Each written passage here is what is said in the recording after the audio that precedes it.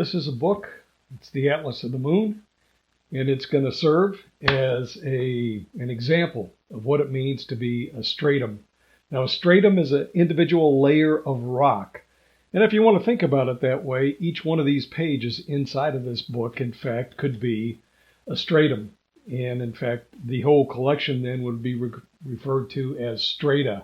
So strata are a collection or several layers of flat-lying rock. So here is a stratum right here that's flat-lying, right? So it's like it's horizontal. It's let's say it's at the Earth's surface, so it's not doing something that's inclined, in other words. And so if I were to tip it towards you, now it is inclined towards you.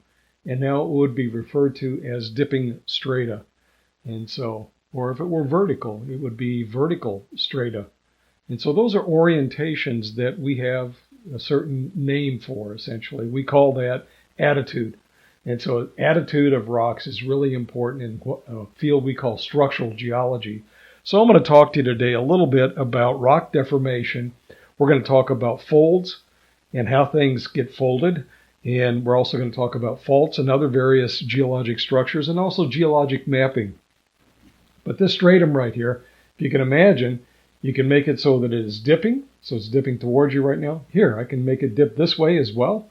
And so if you want to imagine this direction over this way is to the east, and that's to the west over there. So now it's dipping to the west.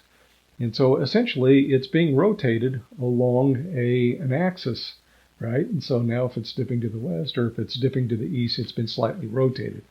If it's just horizontal like this, it's not dipping at all. We have a special symbol for that as well. But we have symbols for the other ones also. So in dipping strata, we have a symbol that indicates the attitude of these strata. And so I'll show you that, actually. We are going to start by saying that sometimes we can apply pressure to these things or forces. Actually, there's stress tensors, and those things can cause these things to bend. And so these folds have various names, and we're going to learn how they can be folded like this. And anyway, that's the next segment here. And this is on what we call structural geology or geologic structures. And so as we go through this, I'm gonna give you the details on this a little bit, but I have some photographs to kind of illustrate this. And so on the very front cover of this presentation, you can see some rocks. This is actually Mount Kidd. It's in the Canadian Rockies, and it's a little bit south of an area called Kananaskis. Well, it's very close to Kananaskis Village, actually. And it's a place in the Canadian Rockies a little bit farther south from Banff in that area. So a really beautiful sort of part of the world. The Rockies are mountains, as you well know, and they've been deformed like crazy, okay? So after collision, after collision, after collision, things have been crumpled because of that. And so that's what you see here. Those rocks are actually folded. And in fact, if you put enough pressure on rocks, you can actually cause them to be bent like that and folded. Sometimes you can break rocks, and sometimes you can fold rocks. It all depends on the kinds of confining pressure that you have available. So we're going to start here. And in the next slide here, this is actually a photograph of the manufacturing of taffy. I don't know if you've heard of, you probably had saltwater taffy. It's the stuff that sticks in your teeth, gives you cavities and things like that if you go to the dentist. So best not to eat candy if you can get away from it. But taffy like this gets stretched, essentially. You do the same thing actually with bread dough when you make bread. It's the glutens that will stretch in that. Well, in this case, it's just the candy becomes like it stretches anyway. It's like a sugary substance, right? And so with saltwater taffy, they put enough additives in it, gum and stuff like that, and the sweet and all. And they pull it apart in order to make the saltwater taffy. Well, that's not usually the way that it works with rocks, however. Usually when you bend rocks or you fold rocks with this sort of ductile behavior or plastic behavior, remember, we can have brittle behavior, we can have ductile behavior, and then we can have like fluid behavior, and fluid would be just a flow. In this case, it's more close to being stretched, okay? But in rocks, it's typically because you push things together that they fold. And so that's called compression, in fact. So I'll give you a little heads up on that. The types of brittle behavior is responsible for some of the activity for breaking rocks, right? So you can get fractures or you can get faults related to that brittle breaking. When you go past the elastic limit of a substance, you can break it and you can form an earthquake, for instance, but the rocks around it are still shaking, right? So that elastic band is still shaking even after you breaking it. You've reached its elastic limit, but it gives off a lot of energy when it does that, right? And so that's what we call brittle deformation, when you actually reach that elastic limit and cause something to break. An alternative to that would be to bend it and not have it break. And so that's what you get with ductile deformation and with folding. So deformation just means a change in the shape or a change in the size. You can make things smaller if you squeeze them in, or if you draw them out, you can maybe extend them and pull things. And so you change the direction, essentially. You change the volume of a rock in some way, perhaps. And so dilation would be one of those situations as well. So let's take a look at some of these. Let me show you what it looks like to have some folds. And this is actually in Arkansas right here. So this was on a field trip near Lake Ouachita, I think it is. And so Lake Ouachita, just a little bit north of Hot Springs, Arkansas. You can see here rocks that have been folded, and then they've been kind of refolded in part too. So a double fold right there. So it's a result of ductile deformation due to compression in this instance. And that's because the mountains that these things crop out in, and this is in a part that's south of the Ozarks, it's called the Ouachita Mountains. In the Ouachita Mountains, you have a collision recorded there. A collision between a microcontinent that came in and docked with the rest of North America, which would be like in the Ozarks here, and you have this sort of deformation. That would have formed at depth at one point, and then it was raised up and formed these mountains at some point later. And here you can see it exposed in this cut for this. It's actually a parking lot right here. So that is an example of a type of deformation that's associated with mountains. And believe it or not, this next slide here is both a fault and a fold. The fault is at the base of this fold. You can actually, let's see, make sure I get the right direction here. It should be pushing the rocks up this way, and then they kind of fold like this. Okay, so if you can see that sort of knuckle sort of shape on those rocks there, you can actually see that's called an anacline. And so we're going to get into anaclines a little bit more, and then the actual sliding upward would also be part of some of the deformation of these rocks, and that is brittle deformation down there where it broke it, and there's a fault down here at the base of that fold. And so that's actually a photograph from an island that's in the middle of a lake in Sweden, and it's Frösön is the name of the island, and it's in one of the largest lakes in Sweden. And so those are actually carbonate rocks, and so that's a limestone right there, full of fossils and things like that you would expect to find with limestones. But in this case, you're actually seeing deformation that formed at the leading edge of a mountain belt that would have formed as part of the Appalachians at one point. It was only later on that it broke apart, and this became part that went away with the Baltic area. Geology is fascinating that way. So there's a lot of stories to be told. And when I say stories, I'm talking about the narrative. I'm not talking about making things up, okay? So this is actually what's been pieced together from the evidence that we have. And so in this case, we've got a fold and a fault related to the collision. It's called the Caledonides. It's the same sort of thing that you see in Scotland, for instance. That's the old Latin name for Scotland, Caledonia. And so that is another example of a fold and a fault. Here you can actually see a fold and actually see vertical strata here too. That's my wife Nancy down here at the bottom. There's a couple of faults in here actually. One of them is vertical here, and you can see the beds kind of like go up in one direction, kind of curve around a little bit. So that's a fold in that one area right there. Well, this thing is actually just a little bit south of Chicago. You don't expect to find folded rocks around Chicago, about 40 miles south of Chicago. It's in a quarry, and it's not folded because of any activity in the quarry. It's folded because, well, they put the quarry there because there's a lot of limestone. In order to form big cities, you have to have limestone. And in this quarry, this is at a Rogers Quarry, actually, in Kentland, Indiana, just across the state line from Illinois, like 5 miles from the state line. That quarry exposes these rocks that are in vertical orientation, and that is because of a meteorite impact. And so that meteorite impact structure is called Kentland structure. Kind of neat. It's in northern Indiana, northwestern Indiana.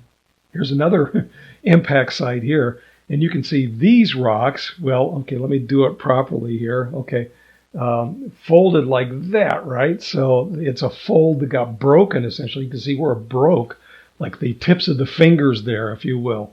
That is where it got broken, but there's a thrust fault below that layer as well. And so folding and thrusting are two different types of geologic structures.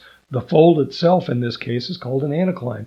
And the fault, which is just above Brandon Zaitz was the student who went with me kayaking this day to look at these things on Truman Reservoir. So in Truman Reservoir, you can see some of the results of a meteorite impact structure, the processes that formed that structure. And so that's a thrust fault just above his head there on that little layer that's incised right there into that cliff there. And so, so meteorite impacts can actually lead to that sort of compression where you push everything together like this as well. So a thrust fault and a fold here, a broken fold, in fact.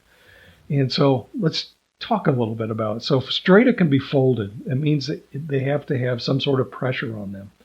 In the case of a meteorite impact, there's enormous amounts of pressure that are released by the explosion that is that impact, forming sort of like a hypervelocity impact. In most cases, we're really talking about the roots of mountains, however, and so when you collide continents together, that's the same sort of pressures that you will develop. And in this case, the kind of fold that you get partially relies on how much pressure it's under, and then how long it was exposed to that pressure, and then the material strength of the rocks that were actually folded or deformed in some way. And so most of these are actually compressional, and so they're very active at plate boundaries. And the plate boundaries that have the most compression, as you might imagine, are where you collide two continents together, or you collide an ocean plate and a continent together, and you get deformation in the mountain belts that form there. So in a way, that's really what the Rockies are, right? So the Rocky Mountains are a result of subduction underneath of the North American continent as we ran into the Pacific Plate, essentially. And that happened for a lot of years, and then things changed about 17 million years ago. We, instead of having that collision, we began to have what we call a strike-slip boundary or a transform boundary there where things slide side by side. And that's the San Andreas Fault today.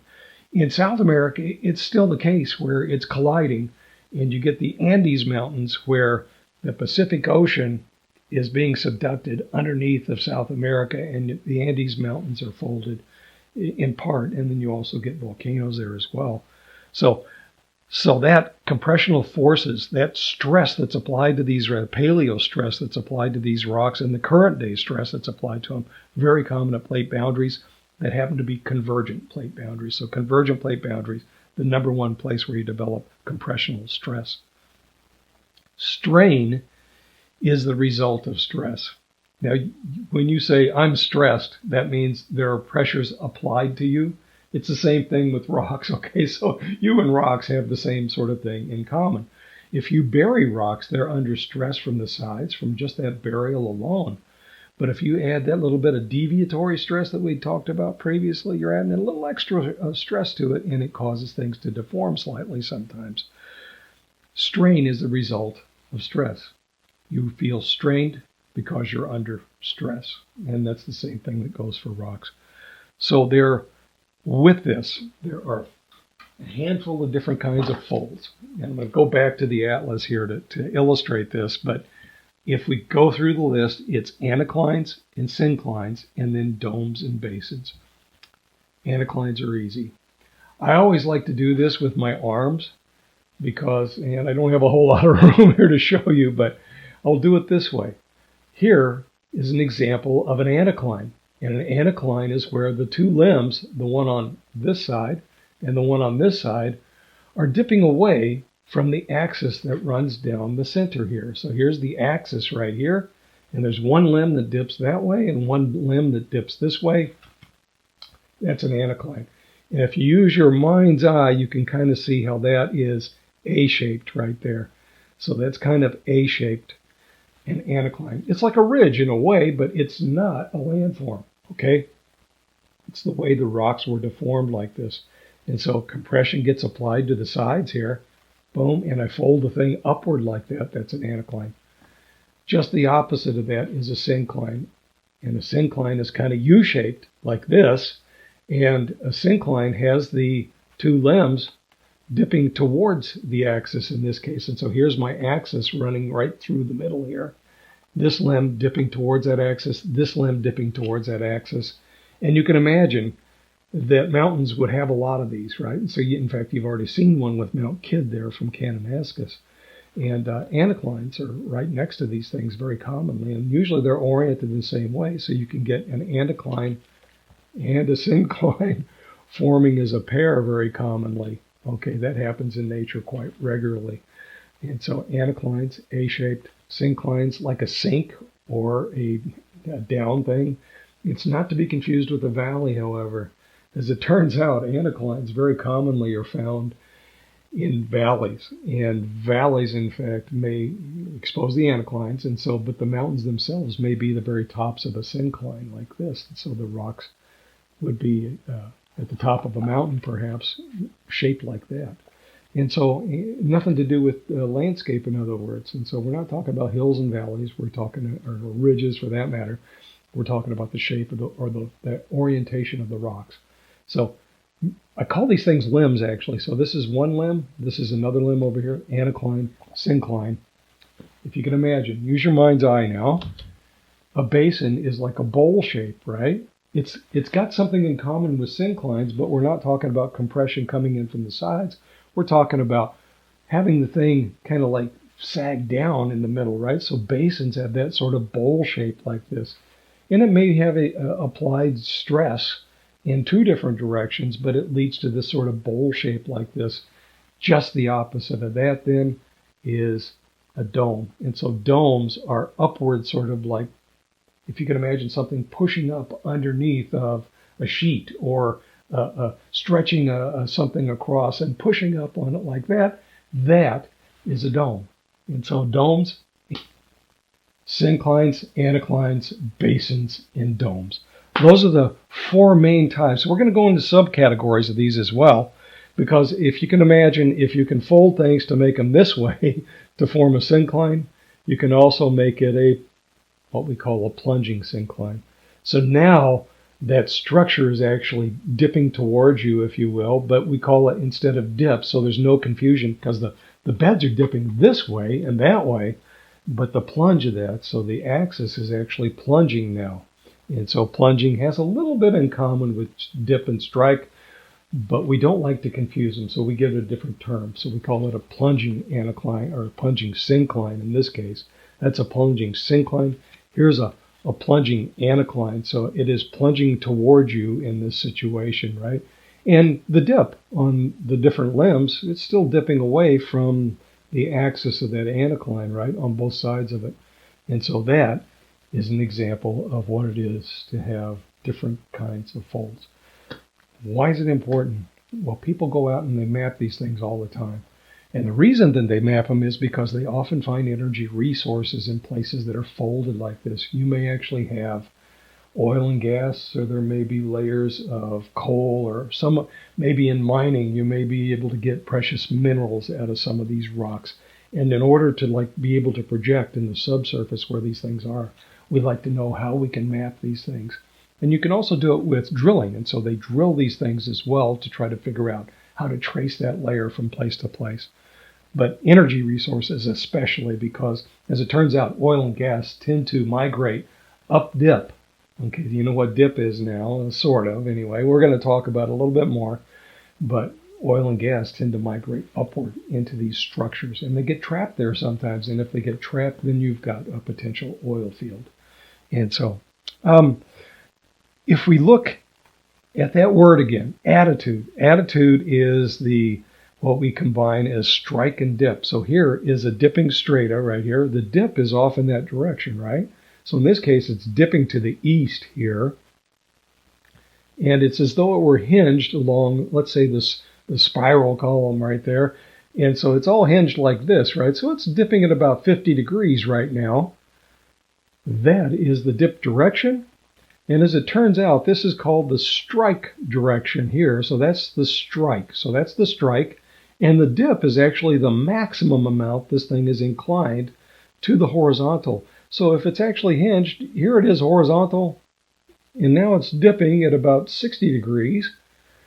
And it's got a strike that runs 90 degrees. It's perpendicular to the dip direction. So in North America, and actually in Europe too, we have what we call the right-hand rule. It's just that we have different right-hand rules for it.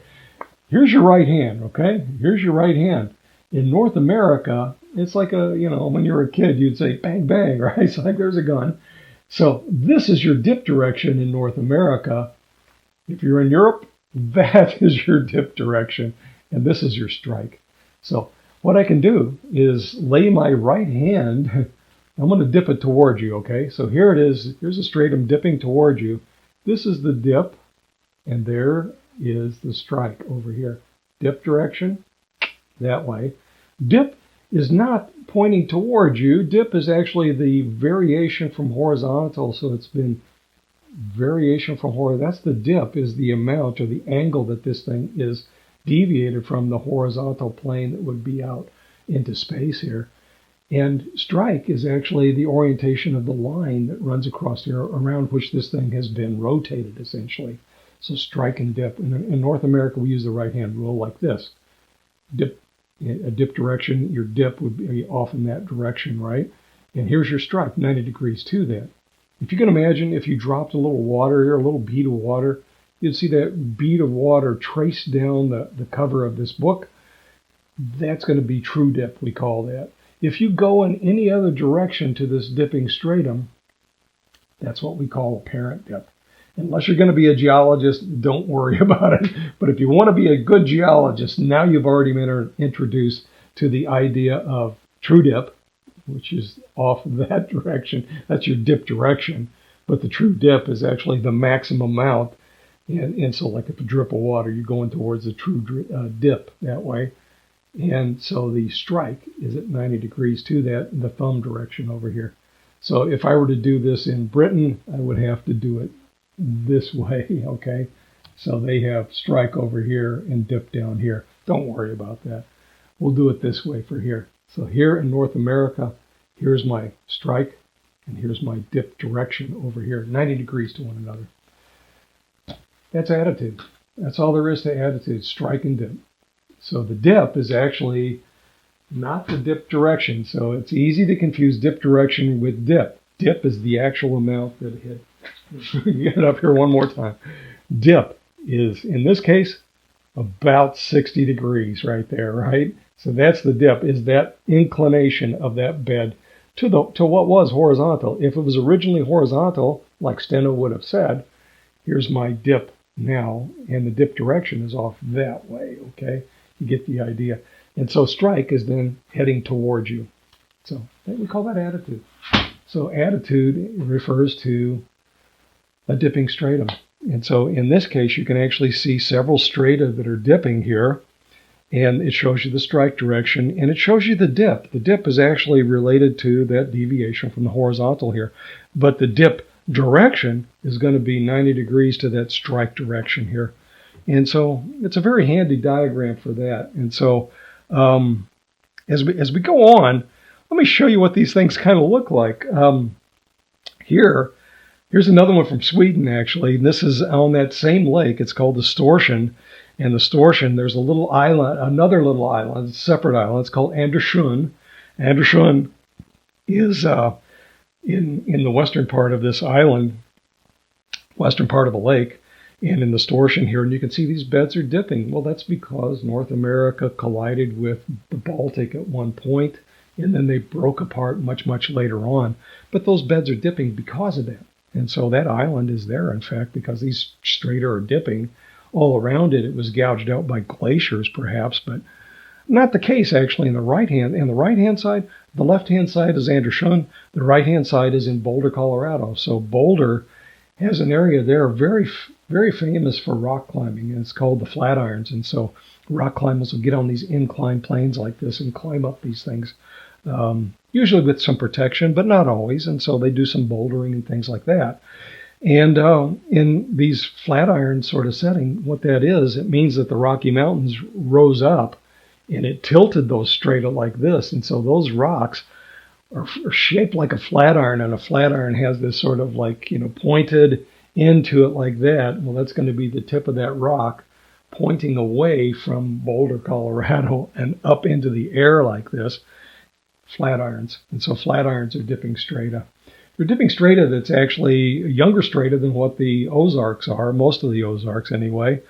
And it was a time when it was deformed, actually, when the Rocky Mountains began to rise up about 70 million years ago, 80 million years ago. And so it was a time when there was subduction going on all the way out in Nevada. Well, actually in California, it was already going at that time, and beginning to go that time in Colorado. In California. So let's look at anaclines in a little bit more detail here. And so what you see here is the axis of that anacline. It's actually the axial plane. I shouldn't say axis because the axis is actually traced across the top of that fold, but the axial plane cuts that thing. So it's actually symmetrical. Now, as it turns out, going back to the atlas here, as it turns out, anaclines are not always that beautiful and that symmetrical. In fact, very commonly, they may have a lot of asymmetry to them. And so you can get some sort of warpage on these folds as well. And you're going to see that in a second as well. But here, you've got two limbs dipping away from that anacline like this. So one limb over here, the other limb over here. When I give this in class, I actually have the entire class stand up, and I have you with your arms spread out to the sides. Your axis runs right through here, one limb dipping away, the other limb dipping on the opposite side over here. That's your anacline. And so the limbs, your arms, are dipping away from your axis that runs right through the middle here. That's an anacline. Syncline is just the opposite, right? So your limbs are now dipping towards you when you make a U shape over your head. And it's usually about that time when somebody starts singing the YMCA song, okay? But in fact, the limbs dip away from an anacline. They dip towards you if you're in a syncline situation. So there's an anacline, two limbs dipping away from it, and it's beautifully symmetrical here. And the next image shows you the same thing as a sort of a model here. And so what they've done, this is really kind of important as it turns out. These are for our orientation so we can actually communicate with one another. If you look at the top surface on that, you're actually looking at what we call a map view. So the blue layer can be traced up into air and then come back, and it dips on the opposite side over there. But remember, erosion only works on the Earth's surface for the most part, unless you're in a cave or something like that, right? In this case, the erosion at the Earth's surface has beveled those strata off, and those limbs have been left behind kind of like this, right, on opposite sides of the axial plane of that anacline in this case. And again, it's a symmetrical anacline, and it's one that's not plunging yet, okay? When you put a plunge on here, it's going to complicate things a little bit, and you're going to get to see that in the next slide here. You can see a cross-section in the front, and it's from that front cross-section here you can say, oh, that's an anacline. But if you're on the top surface up there and you see beds that are the same beds as over there, and they're symmetrical on either side, with older beds in the middle part, notice how they're going to be older, right? Remember superposition. All of these beds, in fact, were one layer, two layer. So there's a tan layer, and then a green layer, and then another tan layer, and then the blue layer, and then another tan layer. So 3 tan layers in here. I don't know why they didn't do them in different colors, but the whole thing would have been folded by compression at one point, folded into this sort of anaclinal shape like that on the top surface up there. Erosion's whacked off the top of that sort of fold. And what it leaves is behind those two dipping straight on either side of the axis of that fold That's your anacline right there. So when we talk about map view, you're looking down on it. When we talk about cross-section, you're looking at a side view of it. Very commonly, we don't get to see the side view like that unless you're in a quarry or something like that, or in a road cut perhaps. And so in this case, it's very common that geologists will walk across a landscape, map the geology there, and then afterwards say, I must have crossed a fault, or I must have crossed the axis of a fold in some situation here. And so in this case, it's, of course, the axis of a fold. There's another cross-section here, actually, on the right-hand side over here. And if you look at it, it doesn't help you much. You only know that those are dipping straight up from that, right? So, and even you don't even know that necessarily until you look at the top view or you look at the other cross-section view on the opposite side over here. So the whole thing all together, we call that a block diagram. And so block diagrams are how we communicate information to one another. If we think that we're mapping a feature, we like to show people that in 3D if we can. Okay, now we go on to the next and more complicated version of this. And so here are strata that have been folded into an anacline, and now they are plunging. And in fact, in this case, they're plunging towards us in this image, okay? And the reason we can say that is, I've got a few short, simple rules for you to follow here. But if you can imagine bending this like this, and then having it incline towards me here, and then having erosion cut the top off of that thing, right? And that's usually what happens. You cut the top off of that fold, and at the top surface up here, you're going to be seeing something like that, right? In map view, you see that. Well, where the beds close together, that is in the closing direction of that plunging anticline. That's a plunging anticline right there. It could look identical to a plunging syncline, if you can imagine that, just from the map view alone. So it becomes really imperative that we either know what the attitudes are on the beds, because, as you know, the limbs dip away from an anacline. They dip towards the axis of a syncline. So you have to know either the age or the attitude in order to solve what these things are, the age or the attitude. In this case, I can tell you that the core of this anacline, in fact, up on the upper right-hand side, so up that side, right? Up there, okay? Okay, maybe get my finger in the right direction. Up on that corner over here. Okay, so you see where the blue kind of makes a kind of a C shape there. So those tan beds in the middle are older than the blue bed, right? And the tan beds on the outside of the blue bed are younger. Okay, so in this case, that is a plunging anacline. Here's a syncline in the next one here. Easy to see, right? So you're getting used to this, right? There's our syncline form. U-shaped, if you will, in this case, and it's symmetrical also. The axis runs through here. The limbs are dipping towards that axis, and so that is a syncline. And in this case, you can see that the youngest beds are in the core of that syncline. And that's always the case, in fact. So synclines have the youngest beds in the middle of them. The older beds are going to be in the outside. So if you can imagine, when you fold it like this, well, these are the youngest beds at the top of this book here, right? So the oldest beds will be down here at the bottom. Here are the youngest beds at the top. You fold it like this, and then you truncate everything with erosion. Those young beds are going to be still exposed in the middle here. That's your syncline. So youngest beds in the middle for a syncline. Limbs dip towards the axis of a syncline. Anacline, oldest beds exposed in the core of an anacline. If you whack this thing off with erosion, you're going to expose these beds that are down here. So we buzzsaw right across here, you're going to expose some of these rock layers that are a little bit lower here. So the oldest beds are in the middle of an anacline, and the limbs dip away. In a syncline, the youngest beds are in the middle, and the beds dip towards that axis. Okay, so if that's not complicated enough, here we have a plunging syncline. So, okay, back up 2 slides. If you're following along with your PDF here, that plunging anacline that you saw previously is plunging towards the lower left. It's plunging towards the lower left, in other words. Now this plunging syncline in this image, so here's my syncline, and all of a sudden it's plunging. In this case, it's plunging towards you as well. Okay, so it's plunging in the same direction as that plunging anticline. Both of them heading off to the lower left there. It's not to confuse you. It's just to show you that you got to follow the pattern. So if the pattern at the top exposes youngest beds in the middle, that's a syncline. Or if you can tell that the beds are dipping towards that axis, that's a syncline. And now you can see that it opens in that plunge direction. Anaclines close in that plunge direction. Synclines open up in that plunge direction. Just a simple little rule, but not easy to follow necessarily.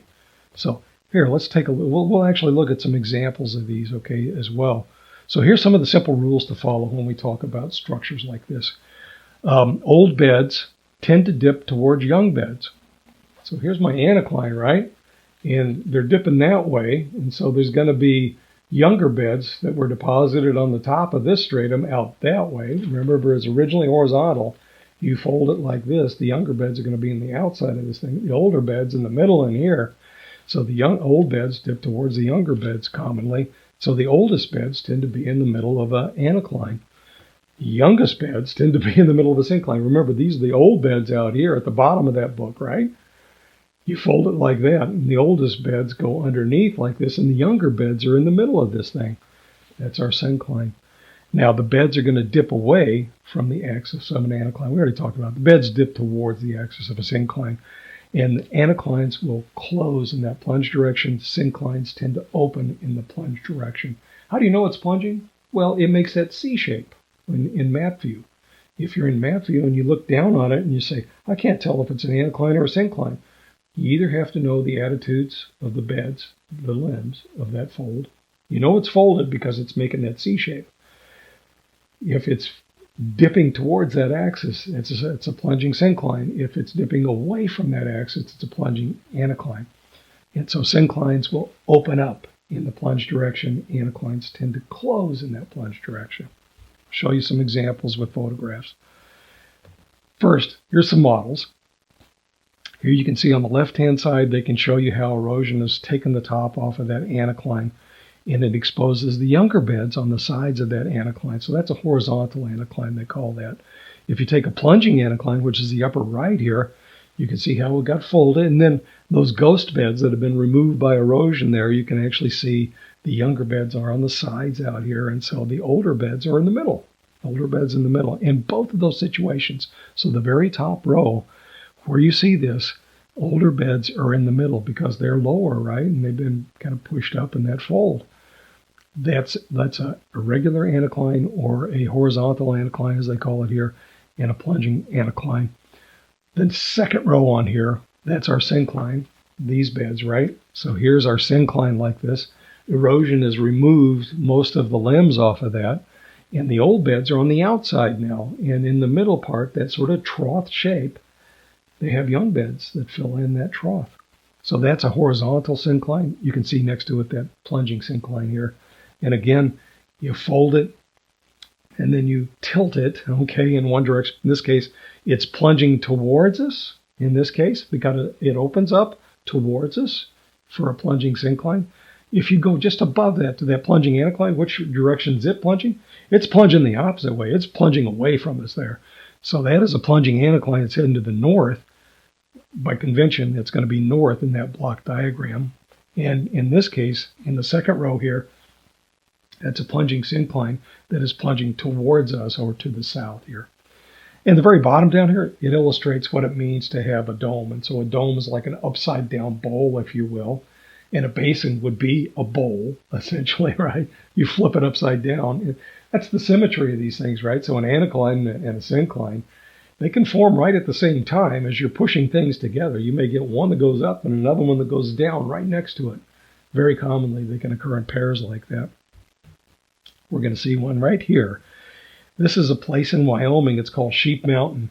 And at Sheep Mountain, the very core of that mountain is the center of, as it turns out, an anacline. So there's an anacline right there in the field from the vantage point of an aircraft flying over, right? And you can see the beds dipping in opposite directions away from the core of that anacline. In this case, it does happen to be a ridge, okay? But that's just because the Rocky Mountains are not that old here. Sheep Mountain, I think it's in the Wind River Range, or it's close to the Wind River Range. If that's an anacline right there, what direction is it plunging? Well, it closes in the plunge direction. That's one of those rules, right? So anaclines are going to close in that plunge direction. That's towards us. It's plunging towards us here. And so where it makes that V shape, where those red rocks are exposed right in the nose of that anacline, we like to say, and the nose of that anacline is plunging towards us here. On the right-hand side, on the left-hand side here, you can see another fold there. That's a syncline, as it turns out. So here's an anacline right next to a syncline there. And that syncline, what direction is it? Well, it's plunging towards us as well because the bed's open towards us in this case. So as you're flying over, those beds are actually dipping towards the axial plane that runs right through the middle of that syncline. And if you follow the plane of the anacline, you can see that it goes this way, and those beds are dipping away. So it's another one of these pairs, syncline, anacline pairs like that. Now, let me show you some unusual ones. And I don't know why I show you the unusual ones here, but yeah, it's good to see these as well. In this case, you can actually see, this is from Golden Gate Park, San Francisco here. And so what you see here are some folded strata that could have been folded actually when these rocks were deposited, but it's more likely they were folded in the trench setting. So they wouldn't have been very old when they got folded. Most likely anyway. There's a syncline on the left-hand side, but it's kind of oriented like, it's pretty steeply plunging, in other words. On the right-hand side, you can see where that anacline was actually broken at the nose of that anacline. So the white beds and all in there, that's chert and mudstone and sandstone here. And that's an anacline up there on the right-hand side, and that's a syncline on the left-hand side here. But again, oriented, so you can see the foot up there next to this thing. And so that's actually pretty close to horizontal. I think it was like exposed on a hillside, so it really is a syncline there. The other side's an anacline here. One more photograph from Golden Gate Park. You can see the strata were contorted, completely contorted in this image. And so if you look carefully at this, fascinating how these things have weathered out. So the sandstone tends to stick out a little bit, and the muddy layers in between, not so much. That's kind of what you get with a trench sort of setting. And these would be regarded as gray wackies mostly here. And at the very bottom down here, you can actually see some of the folds that you saw in the previous picture. So that's where the foot was standing over here. And so both of those folds, in fact, at the very bottom of this cliff are exposed in the previous photograph here. So very contorted beds, but again, caused by compression in this case. Compression in this case because it was an ocean trench where there was subduction going on, and these rocks happened to be not subducted. They were actually abducted. And so that's another term that you probably haven't heard before. Don't worry about it for this exam or anything like that. But when you take historical geology, if you're going to become a geology major, abducted will be one of those terms that you'll learn. It gets scraped off before it ever got subducted. In the next image here, this is obviously a map view. There is Michigan, right? The mitten there. And in the mitten, you can actually see the youngest beds crop out in the middle of the hand here. And that's so they always arrange these things according to their age. And so the youngest beds are at the top and the oldest beds are at the bottom. So the youngest beds would be Upper Pennsylvania, shown in here. And then the oldest beds are the Ordovician, which crops out up there and parts of the Upper Peninsula and parts of Wisconsin over here on the left-hand side of Lake Michigan, west of Lake Michigan. And so what they've done here is they've drawn a cross-section from A to B here. And what it showed, it didn't move B over far enough here because B should always be over here where Lake Erie is. But so A to B, that's what it looks like in cross-section. So that's a geologist makes cross-sections like this based on what they see in geologic maps. That's a geologic map.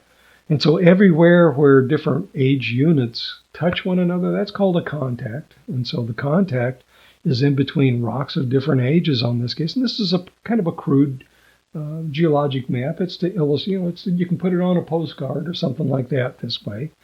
And so here you see a geologic map. In its rudimentary sort of form that shows you the general age of the rocks in this area. So Devonian rocks crop out in the upper part of the lower peninsula here, and then also from Detroit all the way around to Chicago here. And outside of that are Silurian rocks, and those are carbonates for the most part.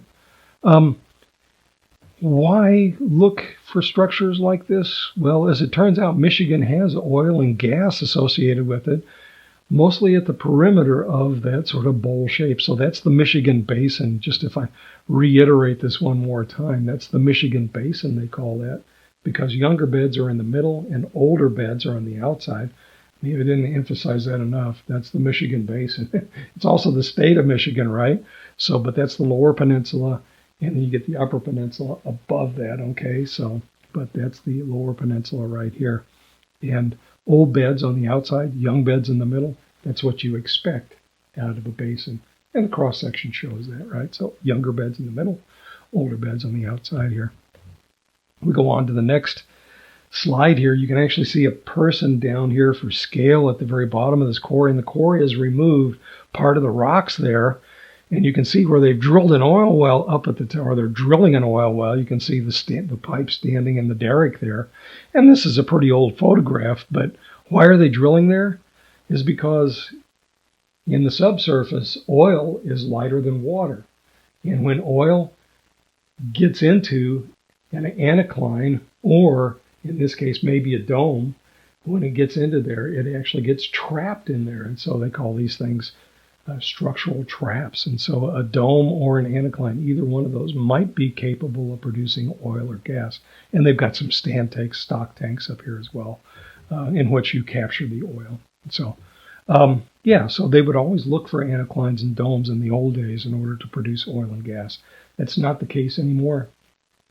We're going to talk about petroleum in here later on. But oil and gas today is done with horizontal drilling for the most part. They call it unconventional resources these days because they drill horizontal wells where you can get up to a mile of pay zone in order to produce oil and gas. And they're very effective at actually making that happen now. So it's a very inexpensive process compared to what it used to be to drilling an oil well. So we don't know if that's an anacline or a dome. I don't have an answer for you because I don't know where it was taken to begin with. But at the same time, it's like it certainly has the limbs, if they're limbs, dipping away. If it's a dome, it's just the whole surface dips away from it if it's a dome. Well, let's go on to the next one. Here's another rudimentary geologic map, and this is Missouri, so it brings us closer to home here. The local rock around Springfield, as many of you know, is a limestone, and that's shown in the blue here. It's of Mississippian age, and so Mississippians are lower carboniferous. Up around Kansas City, there are younger rocks because those rocks overlie the rocks that are exposed here in Springfield. So as you drive north, you get progressively younger and younger and younger rocks towards Kansas City. As you drive towards St. Louis, in fact, they get older just as soon as you drop off of the Springfield Plateau and onto what they call the Salem Plateau, and those are Ordovician age rocks. As it turns out, we have an unconformity between the lower Ordovician and the Mississippian locally. It's a very profound unconformity, and it isn't well understood yet. I'm working on it. But anyway, as you drive towards Rolla, you're in Ordovician age rock. Around Rolla, there's a little bit of sinkhole fills and things like that that are in some of the roadways and the road cuts that are exposed right around Rolla and actually right in Rolla. You can see Pennsylvanian or Mississippian sink fills in some of the road cuts there. But as you continue, and that's some of the green area that you see here, that's spotty in the yellow area here. But when you get over towards St. Louis, you get around Pacific, and then also Union and places like that. You get into younger rocks again that are Mississippian in age. And right in St. Louis itself, in North St. Louis, there are actually some more Pennsylvanian age rocks there. So the structure. Okay, so what is the structure here? Well, if we looked at the oldest rocks in all of Missouri, you actually see the red areas on here. That's the St. Francis Mountains. And so the St. Francis Mountains, in fact, are Precambrian in age. That's the oldest time unit for us. Cambrian surrounds that, and so that's the orange on here. And then the lighter orange, or kind of goldish yellow, if you will, that's the Ordovician. And the very youngest rocks on here are yellow as well, but that's filling in the stream valleys. And so we call that Quaternary alluvium.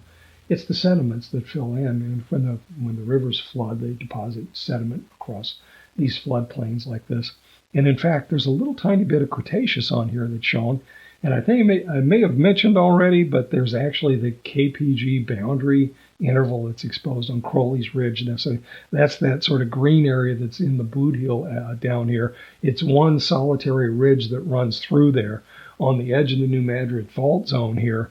And in there you get actually Cretaceous age rocks. Well, the next time you see Cretaceous age rocks, if you're heading west, is going to be in central Kansas before you finally get to Cretaceous age rocks again.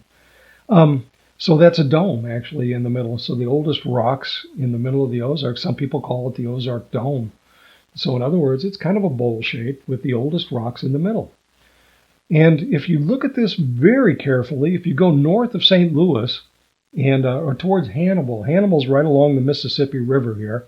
So the Mississippi River defines the eastern margin of Missouri until you get up there to the very northern part. And there's another river, I think it's the Cedar River, comes through there, but there's a little tiny deviation away from the Mississippi up there in the northeast corner.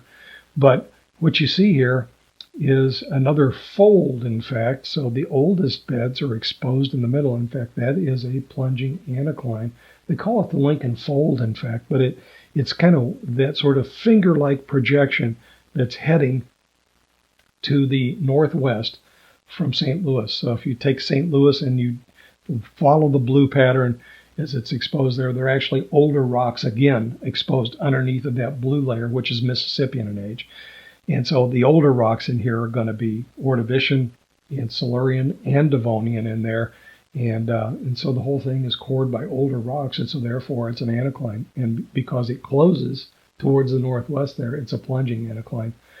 What you don't see on here actually that is important to explain to you is, and when people do geologic maps, they always try to remove all the superficial sediment to show you what kind of age the rocks are. The bedrock geology is there.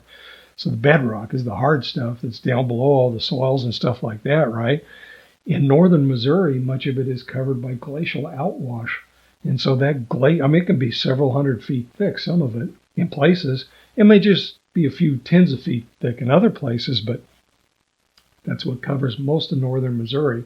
And that's why it's really good farmland, in fact. So farmland across much of the Midwest, the upper Midwest, is this sort of very rich, very well-developed organic material that's in there. It's great for farming. And so northern Missouri, good for farming. Southern Missouri, good for deer hunting, good for growing trees. So a lot of forestry in the south. Maybe some cattle. People raise cattle also. And they cut all the trees down, right? And so then you have a pasture. But that is a geologic map of Missouri. So what I really want to do is kind of focus in now. Okay, I just lost one of my lights here, so I'm going to pause. Okay, I'm going to take a little break here. So we're on the geologic map of Missouri. We're going to zoom in a little bit now. We're going to look just at southwestern Missouri. And this is a map that was produced by the Geological Survey. And actually, you can get this information if you go to the Missouri Geological Survey. You'll be able to download the KML files and things like that. But here is an image of what it looks like for just that part of southwestern Missouri. That's actually the Springfield Plateau there that you see. And that is this sort of light blue area here where Springfield, the city limits, are more or less kind of inside of that sort of rectangle. And then Nixa and Ozark down below us. And a little bit farther to the south is Branson, which is down in the White River Valley. And but these cities, Springfield, Nixa, Ozark, all on the Springfield Plateau here, and that's some of this Mississippian age rock here. And the reason I wanted to show you this is because what you didn't see in the previous map are some of the folds and some of the faults that are on here. And so the folds are actually shown in red and blue. Those are anaclines and synclines. And so even in Missouri, we get anaclines and synclines, especially if you go just a little bit north of Joplin there, you can see anacline, syncline, anacline, syncline. And that's all done by geologic mapping. The geologists go out in the field and we try to figure out the structure of an area.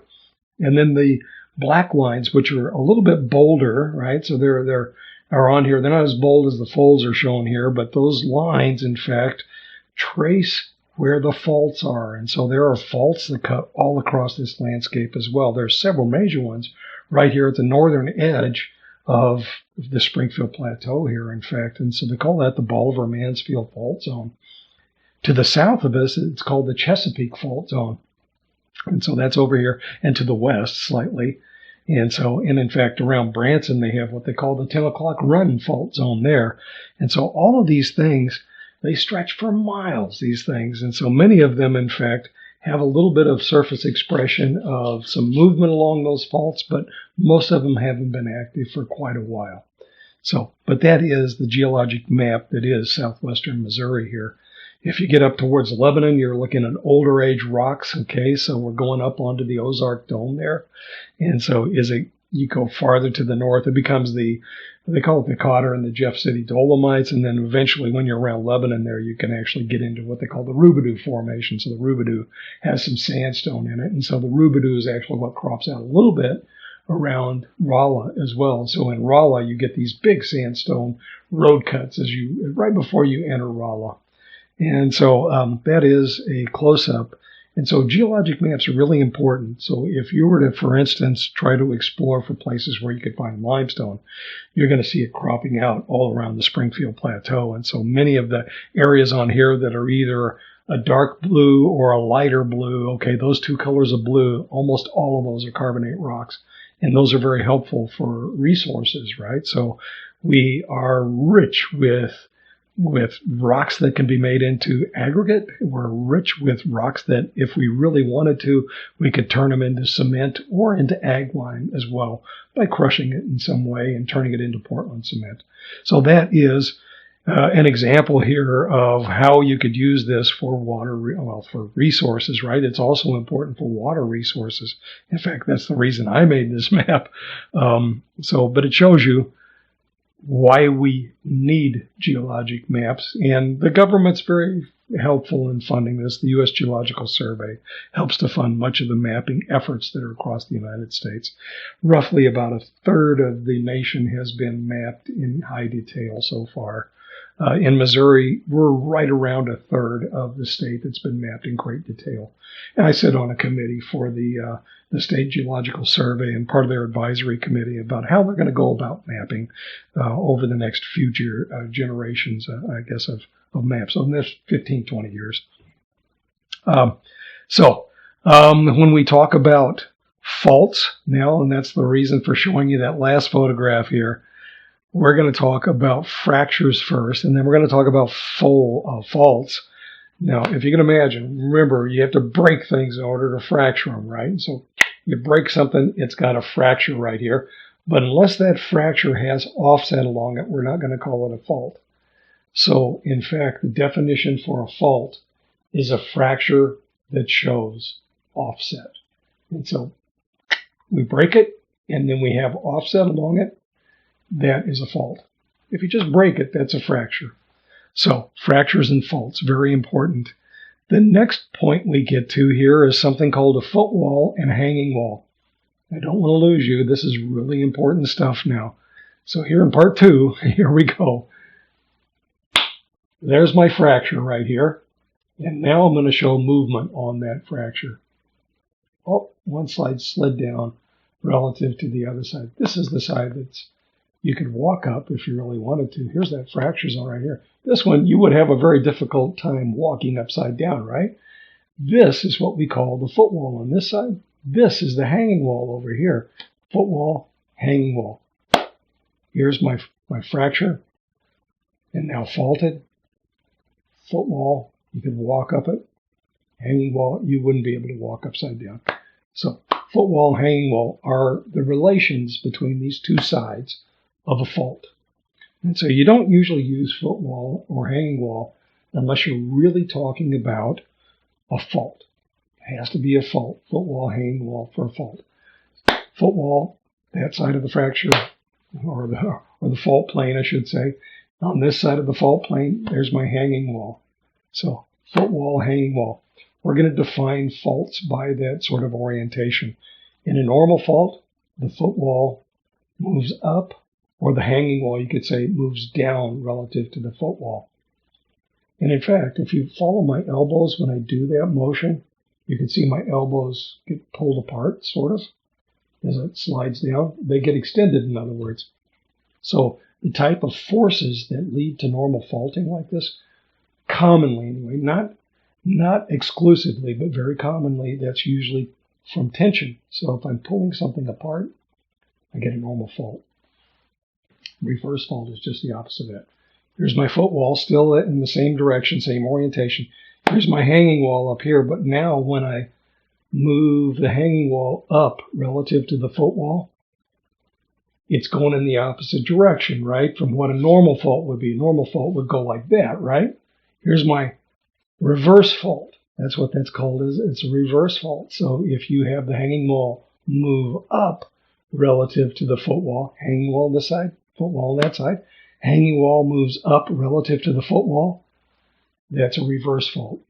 But notice my elbows. When I do that, I kind of have to push them together. It's compression that leads to that. And that makes a lot of sense, right? So I'm compressing and pushing one rock over the other rock like that. That's a reverse fault. In a normal fault, it's tensional forces that lead to that, or tensional stressors, I guess you could say. You pull it apart like this. And you pull it like that. With reverse fault, just the opposite of that. You push it, right? So normal and reverse fault, two important types of faults. There's a bunch of other ones to talk about too. We're not going to get too deep in the weeds. If you're going to become a geologist, you would want to know all the different kinds of faults. But I'm just going to tell you some of them. What if we have a low angle fault? So let's say it's less than 30 degrees, right? And yet it's still a normal fault where this slides down like that. Does that happen? Oh, yeah, it has. There's places out in the Great Basin, for instance, like Great Basin National Park, that's been pulled apart like that. And so you actually get what they call a detachment fault in that situation. Detached. And it slides downward. It's a low angle, normal fault. A detachment fault is a low angle, normal fault. A detachment fault is a low angle, normal fault.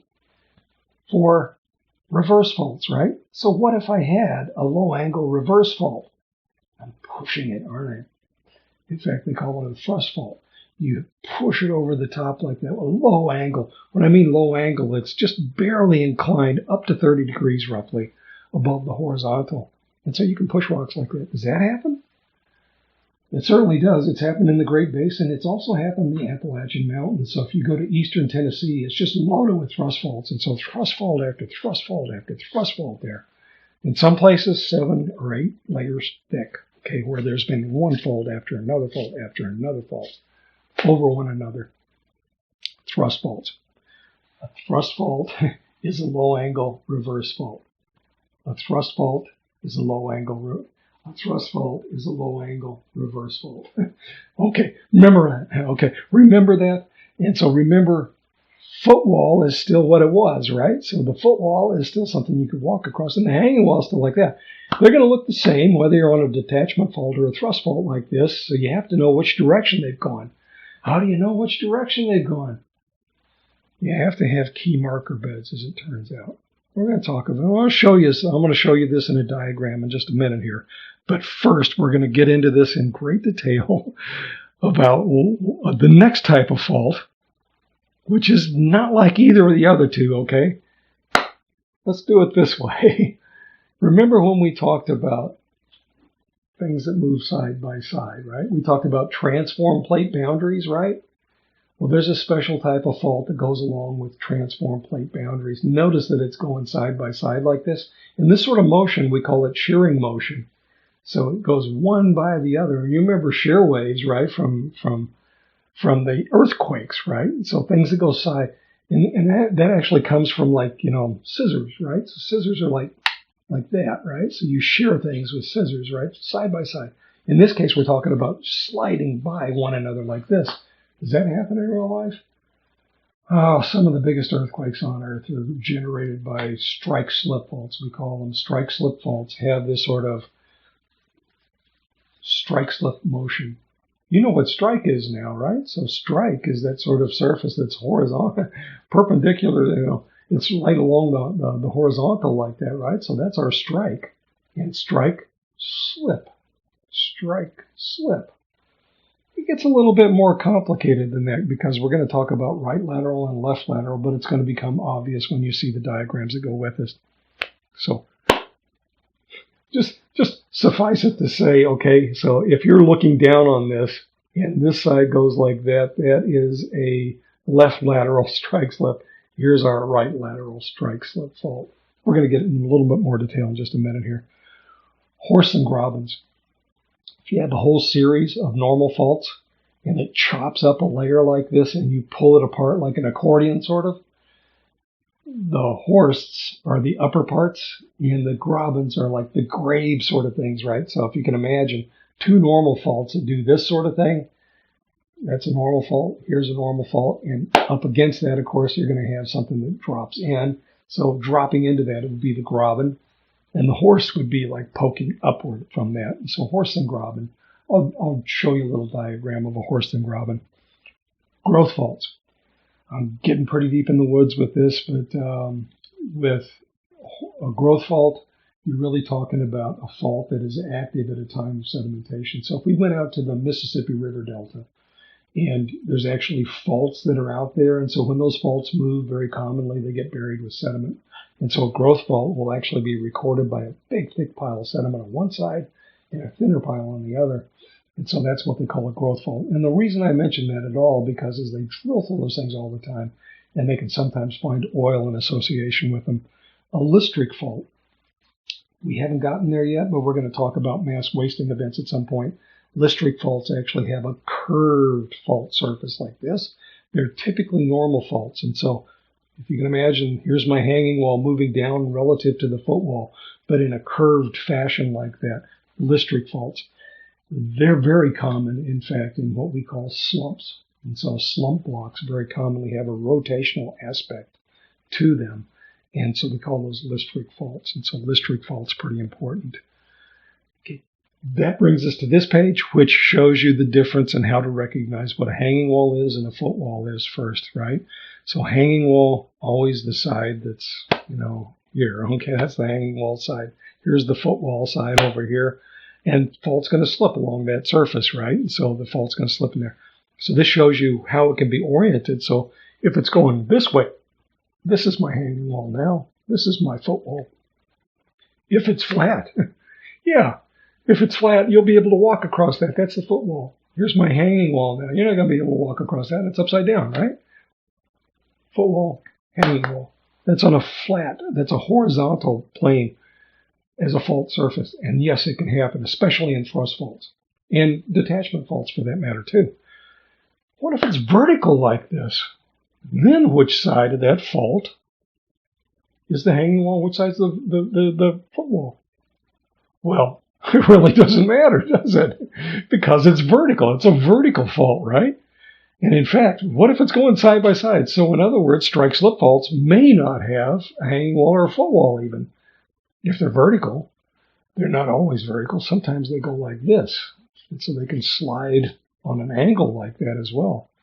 And sometimes, I don't want to get too deep in the weeds here, but you can actually have fault movement, which is slightly up and to the left, up and to the right, or whatever. And so you can get some funny angles. They call those oblique faults. And so we're not going to test you on that. No way. Okay. But you see, it doesn't matter what the angle is. As long as there's an angle to that fault plane, you're always going to have a footwall and a hanging wall, except when it's vertical.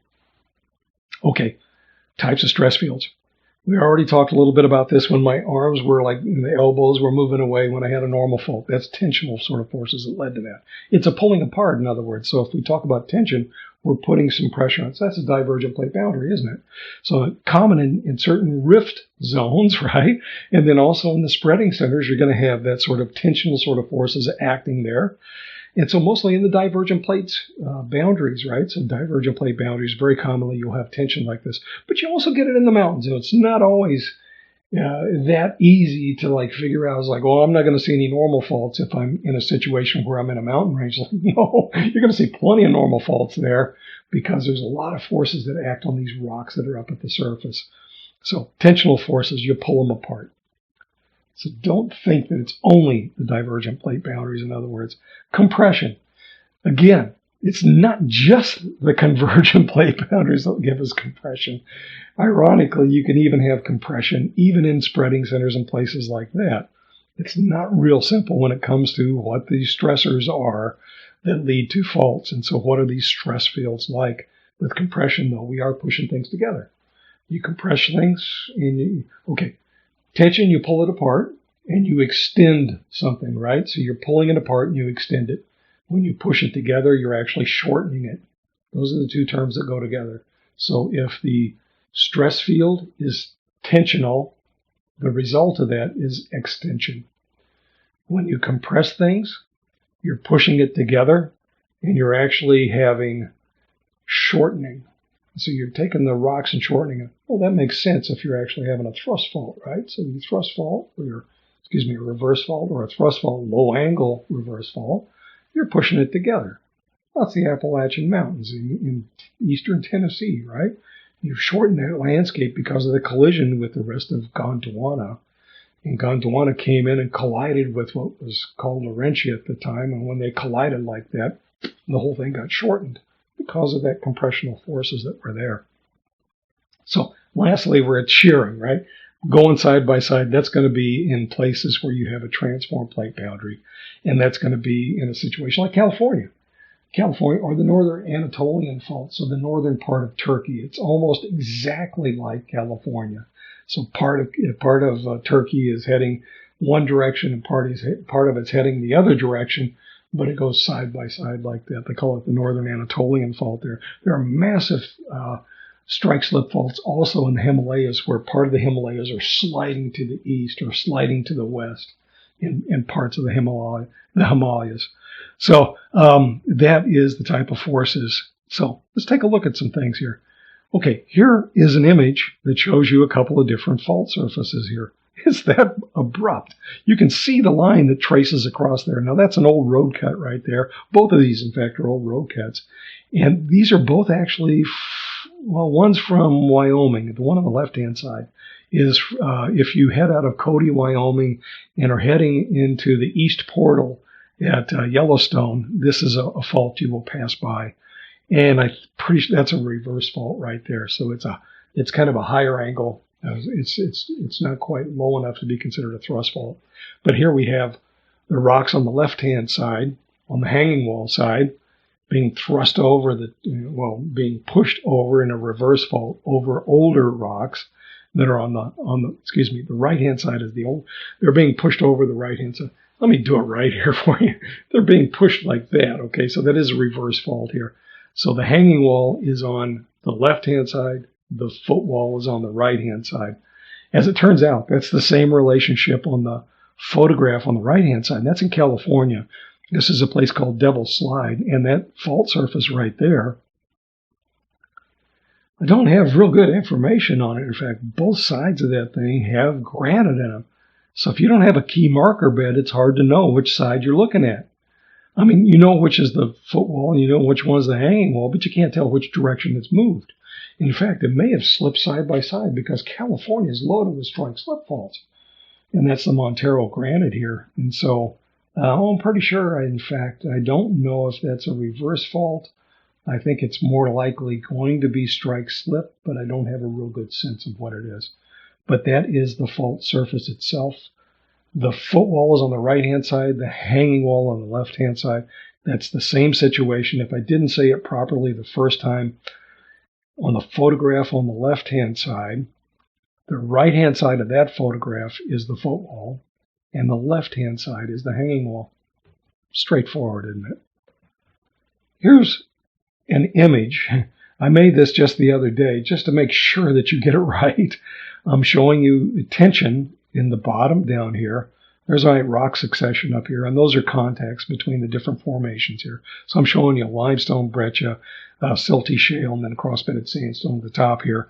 I take and I break those rocks, and then I move one side up and down. Now I have these both oriented the same way.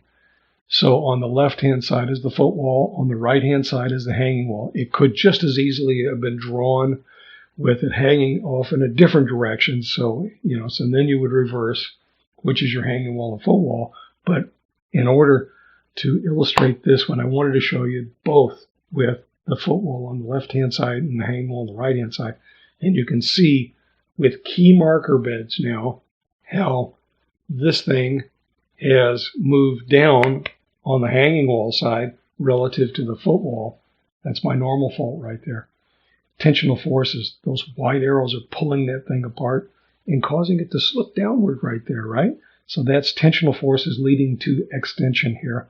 That's a normal fault. Hanging wall moves down relative to the footwall. On the right-hand side, you got compression pushing these things together, shortening this and pushing the right-hand side over the left-hand side so the hanging wall moves up relative to the footwall here. That's a reverse fault. Simple as that. Use your hands or use your arms in order to figure this out, right? So that's how you identify. You have to have that key marker bed in order to determine what kind of fault you have to tell if the hanging wall is moved up or down relative to the footwall. So here is just the standard textbook diagram, and they expect you to know everything from this. I wanted to give you a little bit more than that, so that's why I made the other diagram in here. But that's a normal fault right here. And they're actually showing you a fault gouge or fault breccia along that. So very commonly when you have rocks that are broken and one side slides down on the other, you powder those rocks. You turn them into a breccia, essentially. You're making a breccia when you do that. And they're showing you that an ore body or an ore vein has come into that breccia and mineralized that area. Well, that happens all the time. And so you can actually get in, and so they would put a mine into a fault zone like that in order to mine out the precious minerals that may be in that location. So there's an ore vein.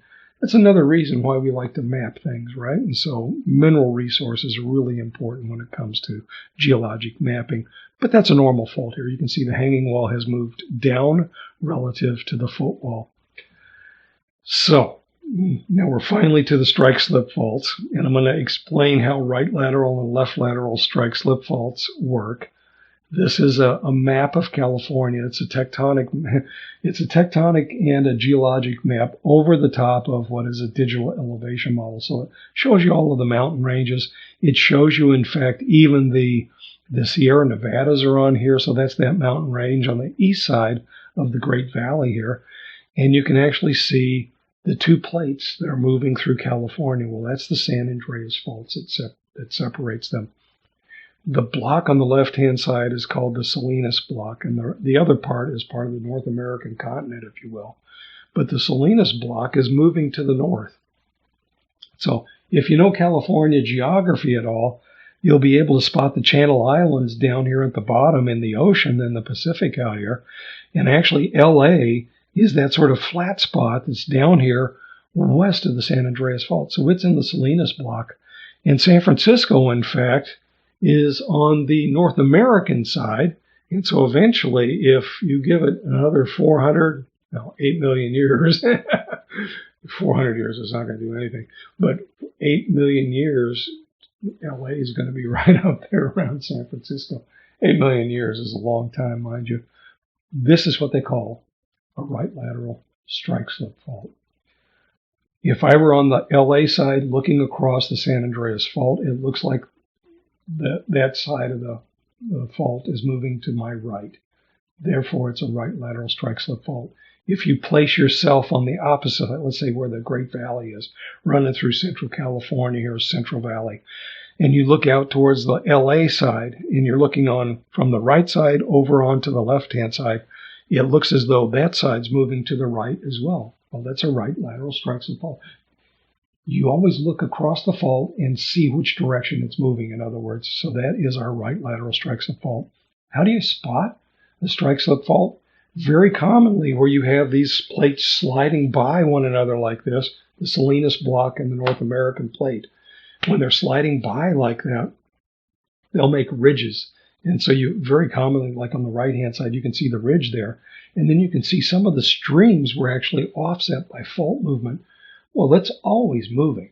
The San Andreas Fault is always moving, even when it doesn't have earthquakes. It does something they call fault creep. So fault creep is just a very slow day-to-day motion along that fault, but just every once in a while it gets stuck. And then it makes a big leap. And so that's what happened in the 1906 earthquake, right up around Point Reyes. And so it's leaped 20 feet. On the left-hand side, it's a right lateral strikes the fault. So on the left-hand side, it goes and jumps 20 feet to the north. On the south side, and it's like it would have gone 20, so if one side went 10 feet, well, when they measured it, they had a place that they would measure from and say, well, that side went 20 feet to the north. Really, if you talk about in relative terms, one side went 20 feet to the right. The other side, if you're on the Point Reyes side, looking across, it would have gone 20 feet to the right as well, looking across the fault. Yeah, it's hard to explain it without getting lost in the symmetries of it, but, at the same time, it's pretty important. So it's a right lateral strike slip fault. Here is a photograph. This is actually from Palmdale, California, and it's one of the most beautiful road cuts I've ever seen in my life. And it goes right next to the San Andreas Fault. It doesn't actually cross the fault, but it shows you some of the rocks that have been deformed right in that fault zone. So they call these things push-up ridges, and that's what this is actually a cross-section through a push-up ridge. And you can see these huge, complex faults, anaclines and synclines that are plunging at odd angles here. So, but that is what you get with a strike-slip fault. Very commonly, you get these push-up ridges like that. Or when you're pulling things apart, you can also form basins. Pull-apart basins, they call them. So here is the San Andreas Fault in all of its glory in a block diagram where it shows you that, and it tells you, in fact, the San Andreas Fault, this has been a test question. In the past, it'll be a test question. This time, what type of fault is the San Andreas Fault? It is a right lateral strike slip fault. The San Andreas Fault is a right lateral strike slip fault. If you look across the fault, it goes to the right. If you look across the fault from the opposite side, looking back, it goes to the right as well. I usually illustrate this. I'm in front of you. You're my audience right now. If I were to move this way relative to you, that's a left lateral strike. Actually, that's a right lateral because I would have gone to your right by going over here, and you will have gone to my right if I can actually see you through the camera lens.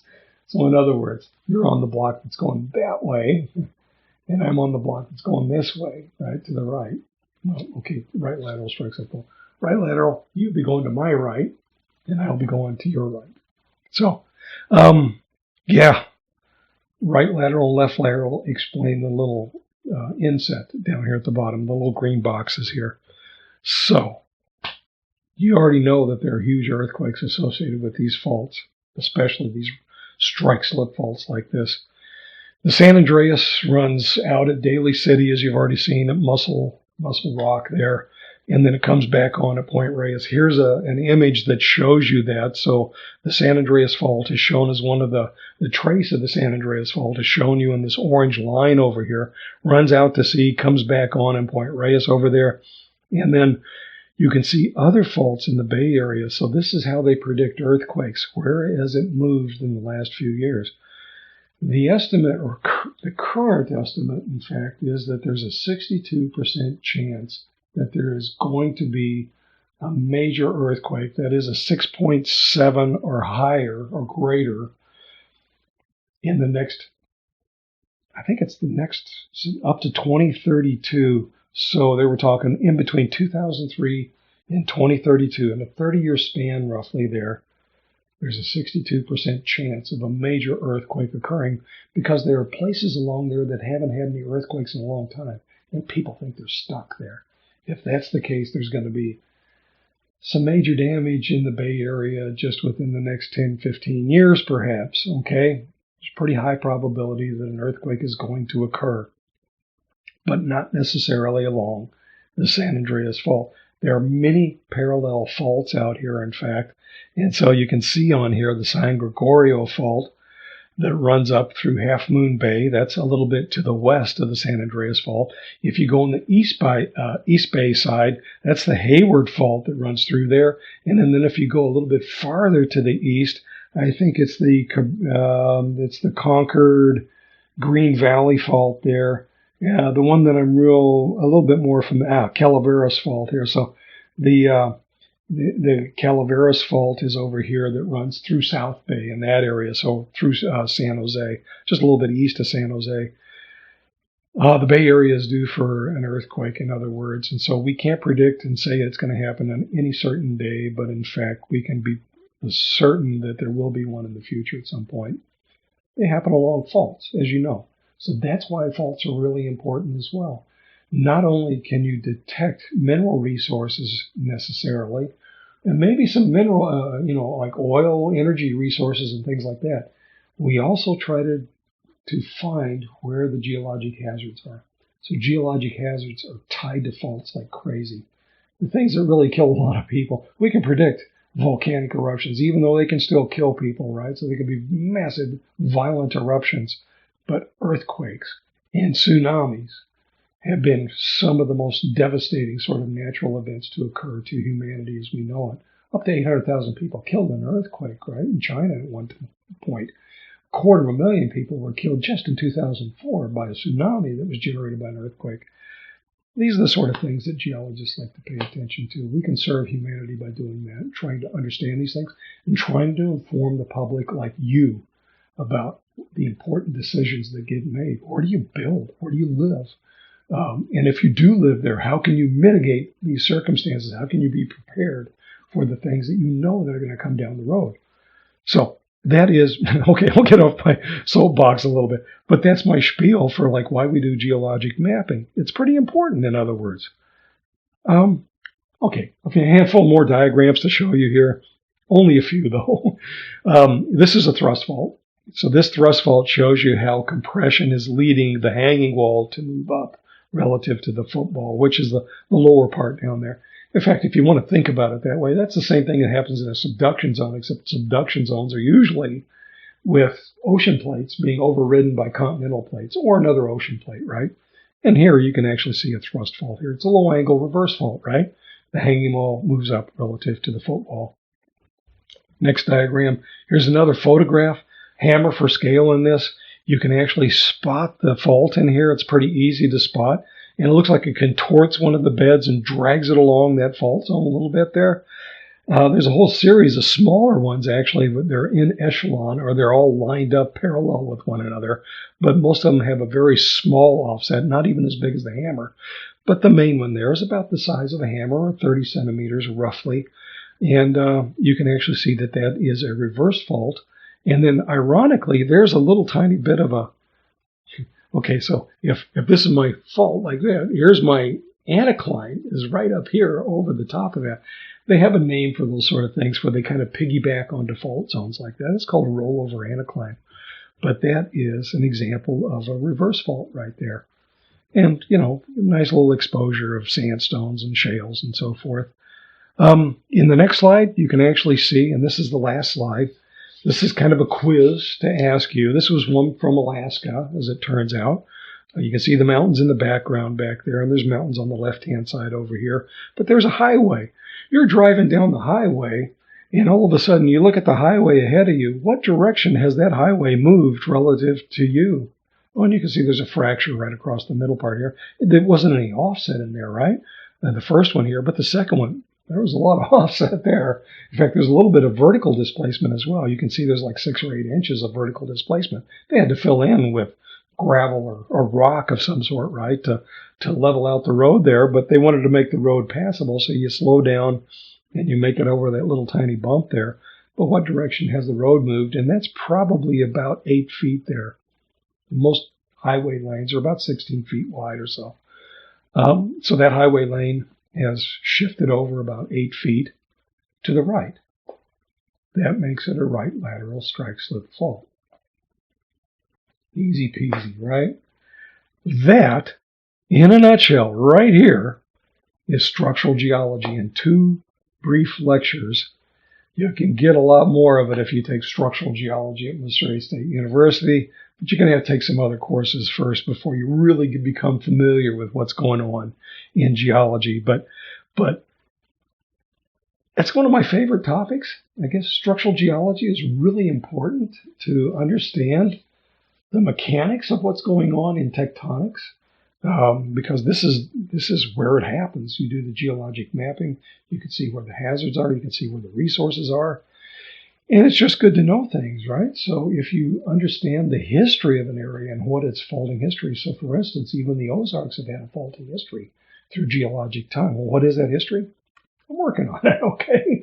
So anyway, that's it for structural geology. Rocks will break if they're brittle. Those are fractures, and if a fracture has offset, that's a fault. And there's, normal faults, reverse faults, strike-slip faults, right-lateral strike-slip faults, left-lateral strike-slip faults. You can have a reverse fault or a normal fault, right? And so if you have a high-angle reverse fault, a low-angle reverse fault, that's a thrust fault. If you have a low-angle normal fault, that's a detachment fault, and things slip like this. There's a famous one out around Great Basin National Park called the Snake Range Decolomone. It's called the Decolomone is actually that slip surface. It left huge gouges in the footwall of that fault. Lystric faults, horse and Grobans. So I'll show you, I'll close with a diagram on horse and Grobans. I'm going to have to look one up on the internet to see if I can add it to the end of this. I'll give you just a brief inset right now for what a horst and Graben look like. I'll put it over this image right here, and you'll see what a horst and Graben are, but you'll make sense out of it. They're all normal faults with the horst and Graben. And then Lystric faults, and Lystrics have that sort of curved surface like this.